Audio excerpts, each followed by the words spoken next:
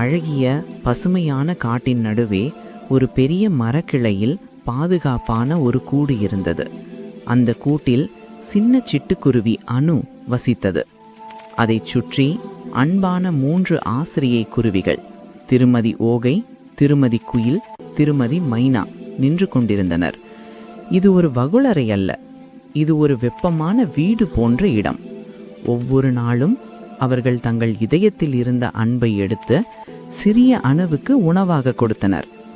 இப்படி இறக்குகளை அசை அணு என்று திருமதி ஓகை முதல் பாடத்தை கற்றுத்தந்தார். 3 ஆசிரியைகளும் தங்கள் இறக்குகளை விரித்து மாட்சிமையாக அசைத்து காட்டினார். சிறிய அணுவும் முயற்சித்தது. அதன் சிறிய இறக்கைகள் வேகமாக அசைந்தன. சில சிறகுகள் பறந்தன. எல்லா குருவிகளும் சேர்ந்து சிரித்தன. மகிழ்ச்சியான சத்தம் காட்டை நிரப்பியது. ஒவ்வொரு புது முயற்சியும் ஒரு வெற்றியாக இருந்தது. ஆனால் ஒரு நாள் அணு கீழே விழுந்து விட்டது. மென்மையான பாசியின் மேல் விழுந்தாலும் அதன் உள்ளூரில் பயம் ஏற்பட்டது. என்னால் முடியாது என்று அது சொல்லியது. அப்போது திருமதி குயில் அதன் அருகில் வந்து ஆறுதலான பாட்டை மெல்லிய குரலில் பாடினார். திருமதி மைனா, நீ செய்து விடுவாய் அனு, நம்பு என்று ஊக்கமூட்டினார். அவர்களின் அன்பான வார்த்தைகள் அணுவிற்கு மீண்டும் எழுந்திருக்கும் தைரியத்தை தந்தன. சிறிது சிறிதாக அணு வலிமையானது. அது தினமும் பயிற்சி செய்தது. முதலில் இறக்கைகளை விரிக்க, பிறகு நடுக்கமான ஒரு தாவல், அதன் பிறகு நிலையான ஒரு சிறிய ஓட்டம்.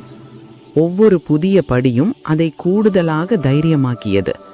அதன் இதயம் பறக்க தயாராகி கொண்டிருந்தது. இறுதியான அந்த நாள் வந்தது. அணு கூட்டின் விளிம்பில் நின்றது.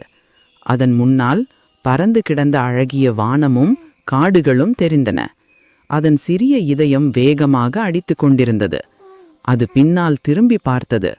அதன் ஆசிரியைகள் அவர்களின் கண்களில் நீரும் முகங்களில் பெருமையும் நிறைந்த புன்னகையும் கொண்டு நின்றனர். அவர்கள் தலையை அசைத்து, போ அனு என்று சொன்னார்கள். அணு தள்ளியது மற்றும் அது பறந்தது. காற்று அதன் இறக்கைகளுக்கு அடியில் சென்றது. அது வானத்தை நோக்கி உயர்ந்தது. சூரிய ஒளியை தன் மீது உணர்ந்தது. பயம் முழுவதுமாக மறைந்து விட்டது.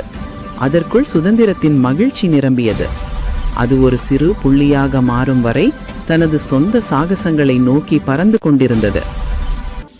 கூட்டில் 3 ஆசிரியைகளும் அமைதியாக அமர்ந்திருந்தனர். தொலைவில் சிறிய அணுவின் நிழலுருவம் மலைகளுக்கு அப்பால் உதயமாகும் அழகிய சூரியனை நோக்கி நகர்ந்து கொண்டிருந்தது. அவர்களின் இதயங்கள் கனமான ஆனால் மகிழ்ச்சியும் நிறைந்தன.